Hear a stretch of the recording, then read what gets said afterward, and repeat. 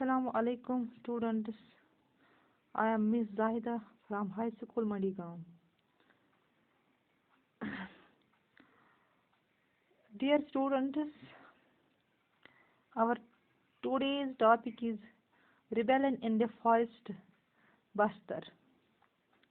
Dear students, in last lecture we discussed how forest rules affected the cultivation and lives of forest communities.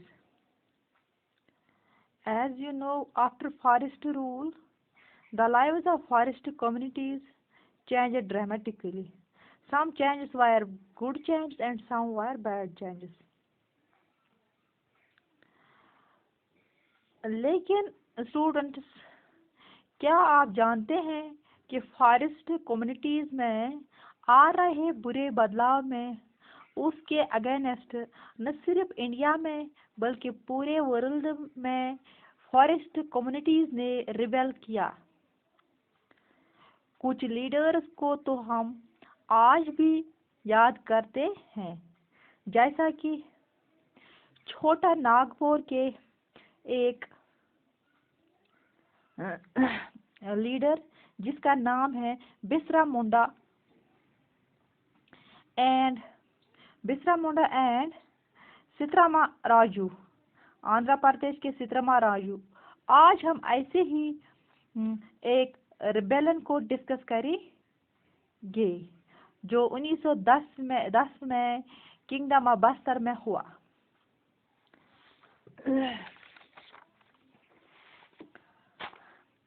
आइए student, आज का lecture हम शुरू करेंगे।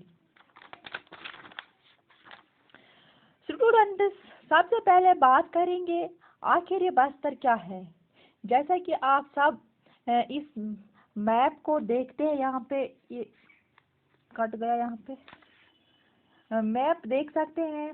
बस्तर छत्तीसगढ़ के सदर्न मोस्ट पार्ट पर सिचुएटेड है, जो उड़ीसा, महाराष्ट्र एंड आंध्र प्रदेश के बॉर्डर को कवर करता है। बस्तर का सेंट्रल पार्ट एक प्लेटू है जहाँ से एक रिवर गुजरती है। इस रिवर का नाम है इंद्रावती। यहाँ बहुत सारी कम्युनिटीज रहती है, जैसा कि मौर्य, गोंड्स, बाथराज एंड हलबाज। ये कम्युनिटीज डिफरेंट लैंग्वेजेस का यूज करती हैं, लेकिन इन सब के कस्टम्स एंड बिलीफ सेम है। बस्तर एक रीजन की तरह है जहाँ बहुत सारे विलेजेस हैं। जानते हैं स्टूडेंट्स, बस्तर के लोग मानते थे कि लैंड अर्थ ने दी थी, इसीलिए उनका फर्ज बनता है कि वो हर एग्रीकल्चरल फेस्टिवल पर अर्थ की पूजा करें। अर्थ के साथ साथ बस्तर के लोग स्पिरिट ऑफ रिवर, माउंटेन्स और फॉरेस्ट में भी विश्वास रखते थे। हर विलेज को अपनी बाउंड्रीज का पूरे तरीके से एहसास है और हर विलेजर अपने ही बाउंड्री में रहकर नेचुरल रिसोर्स का यूज करता था। अगर किसी विलेजर को किसी दूसरे विलेज की फॉरेस्ट में वुड कलेक्ट करनी होगी, वो एक छोटी सी फीस देकर वुड कलेक्ट कर सकते थे। ऐसी फीस को देन या मान कहा जाता था। हर साल में सभी विलेजर के हेडमैन को बुलाया जाता था और एक मीटिंग के लिए ताकि सभी तरह के इश्यूज को डिस्कस करेंगे। बस्तर में रहने वाले लोगों के बारे में तो जान लिया है। चलिए जानेंगे कि आखिर बस्तर के लोगों ने ब्रिटिशर्स के अगेंस्ट रिबेल क्यों किया है।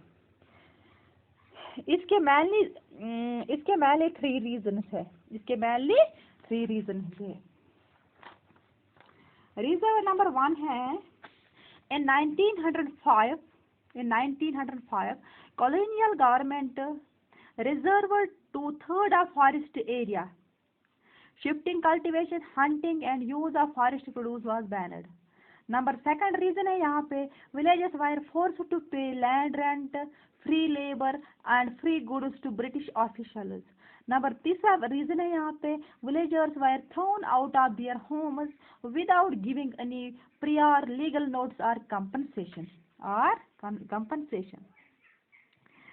स्टूडेंट, थोड़े टाइम के बाद कॉलोनियल गवर्नमेंट ने विलेजर्स को रिजर्व फॉरेस्ट यूज करने की परमिशन दी, लेकिन एक शर्त पर कि इन सबों को फॉरेस्ट डिपार्टमेंट के लिए फ्री में काम करना होगा और इसके लिए इन्हें फॉरेस्ट विलेजर्स का नाम दिया गया। नंबर सेकंड, विलेजर्स को बहुत ज़्यादा लैंड रेंट देने पर मजबूर किया गया और कभी कभी कॉलोनियल ऑफिशियल्स फ्री लेबर और फ्री गुड्स की भी डिमांड करते थे। नंबर थर्ड, विलेजर्स को बिना किसी लीगल नोटिस या कंपनसेशन घर से डिस्प्लेस कर दिया गया। जरा सोचिए, इन्हें इन्हीं के घर से निकाल दिया गया बिना रीजन के। उन्हीं सब रीजन की वजह से बस्तर में रहने वाले लोगों की लाइफ बहुत ज़्यादा डिफिकल्ट बन गई। स्टूडेंट्स, इन फैक्ट 1899 से 1900 एंड अगेन इन 1907 to 1908 के बीच में फेमाइन सिचुएशन के कारण इनकी जिंदगी और भी बुरी होने लगी और इसीलिए बस्तर के लोगों ने मिलकर कॉलोनियल गवर्नमेंट के खिलाफ रिबेल शुरू कर दिया। चलिए आप जानते हैं आखिर ये रिबेल कैसे किया गया और इस पर गवर्नमेंट ने कैसे रिएक्ट किया। स्टूडेंट्स, सबसे पहले विलेजर्स ने मिलकर अपने इश्यूज के बारे में डिस्कस करना शुरू किया। कांगर फॉरेस्ट के दारूज ने पहली अपनी आवाज उठाई। इस रिबेलियन में कोई पर्टिकुलर लीडर नहीं था, सभी ने मिलकर अपने राइट्स के लिए फाइट किया, लेकिन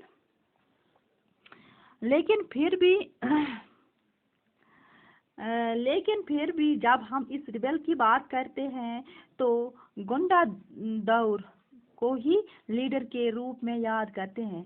1910 में ये रिबेल शुरू हुआ जिसमें हर विलेज ने किसी न किसी तरीके से रिबेलियन एक्सपेंसेस में कंट्रीब्यूट किया। जानते हैं इस रिबेल में क्या क्या किया गया। Number first, the rebels looted the bazaars. Number second, colonial officials were attacked. Number third, schools and police stations were burnt.